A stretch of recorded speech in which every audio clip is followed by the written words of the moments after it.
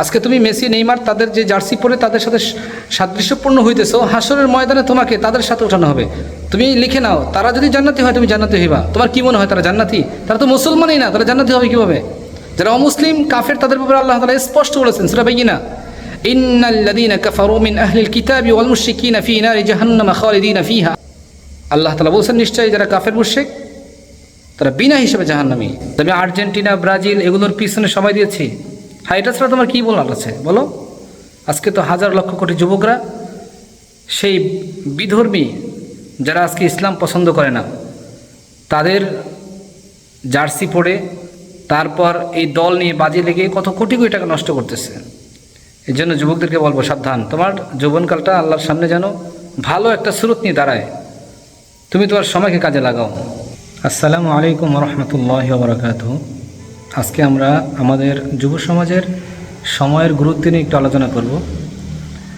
আল্লাহ রাব্বুল আলামিন পবিত্র কালামুল্লাহ শরীফের 103 নম্বর সূরা, সূরা আল আসর, এই সূরার 1 এবং 2 নম্বর আয়াতের ভিতরে আল্লাহ তাআলা বলেছেন, ওয়াল আসর ইন্নাল ইনসানা লাফি খুসর।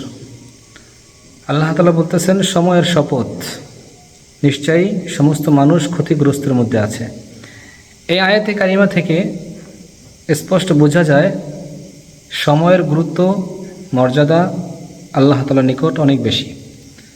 অতএব বর্তমান আমাদের যুব সমাজ যারা সময়কে কোনোভাবেই মূল্যায়ন করতেছে না, যদি মূল্যায়ন করতো তাহলে তো আজকে ব্রাজিল আর্জেন্টিনা যেই খেলার পিছনে তারা সময় দিতেছে, তাদের জার্সি পরতেছে, লক্ষ লক্ষ টাকা খরচ করতেছে, কেচিনো হইতেছে, বাজি হইতেছে, জুয়া হইতেছে, আমাদের যুব সমাজ এটা করতে পারতো না। কোরআনের 6 নম্বর সূরার 32 নম্বর আয়াত আল্লাহ তাআলা সূরা আনআম, ওয়ামাল হায়াতুদ দুনিয়া ইল্লা লাহু ওয়া লাইব। আল্লাহ বলতেছেন দুনিয়ার এই পার্থিব জীবনটা হচ্ছে খেলতামাশার মতো। ওয়ালাদ দারুল আখিরাতু খাইর লিল্লাযীনা ইয়াত্তাকুন আফালা তাআকিলুন। আল্লাহ বলতেছেন আখিরাতের ঘর এটা খাইর, সবচেয়ে উত্তম, লিল্লাযীনা ইয়াত্তাকুন, মুত্তাকি বান্দাদের জন্য। আফালা তাআকিলুন, তোমরা কি বুঝো না? দেখেন আল্লাহ কত সুন্দর করে বলতেছে, আরে মুত্তাকি বান্দার জন্য আখিরাতের ঘর সবচেয়ে দামি। দুনিয়ার পিছনে আর সময় দিও না, দুনিয়াটা খুব খারাপ একটা জিনিস, এটার ভিতরে সময় দেওয়া যাবে না।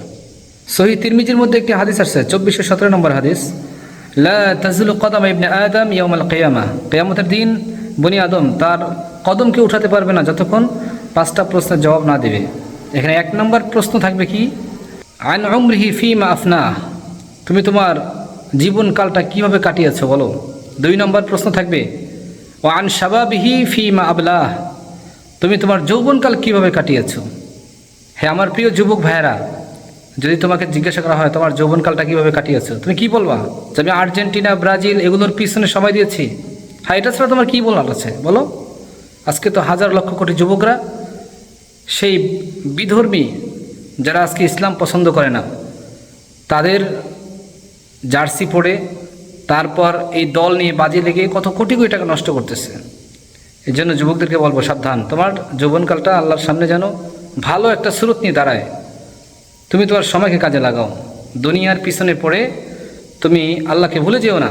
আল্লাহ তাআলা সূরা মুনাফিকুন, কোরআনের 63 নম্বর সূরা, এই সূরার 9 নম্বর আয়াতের ভিতরে আল্লাহ তাআলা বলেছেন, ইয়া আইয়ুহাল্লাযীনা আমানু লা তুলহিকুম আমওয়ালুকুম ওয়ালা আওলাদুকুম আন যিকরিল্লাহ ওয়া মান ইয়াফআল যালিকা ফাউলাইকা হুমুল খাসিরুন।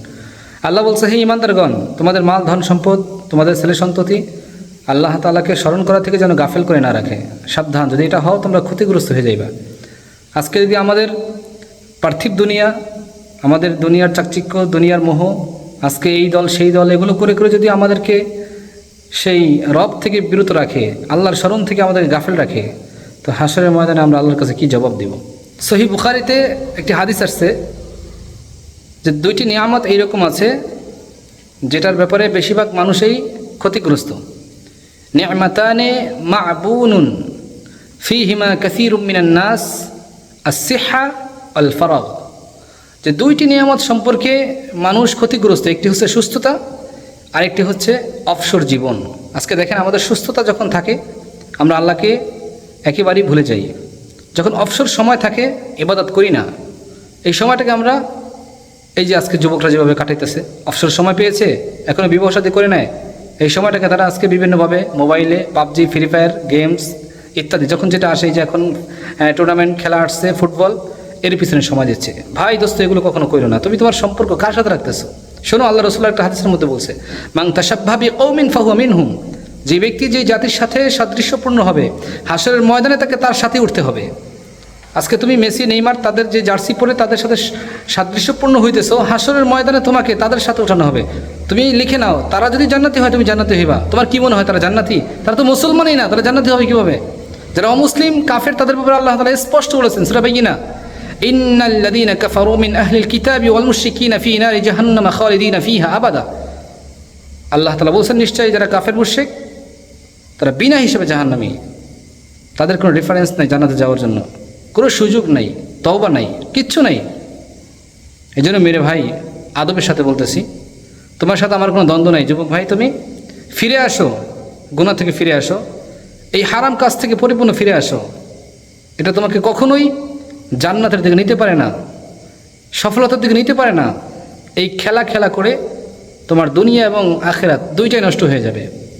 আল্লাহ তাআলা আমাদের সকল যুব সমাজকে এই সমস্ত খারাপি থেকে পরিপূর্ণ হেফাজত করে জান্নাতে যাওয়ার সহজ পথ বাতলিয়ে দেন। আমিন। ওয়া আখিরু দাওয়ানা আলহামদুলিল্লাহি রাব্বিল আলামিন।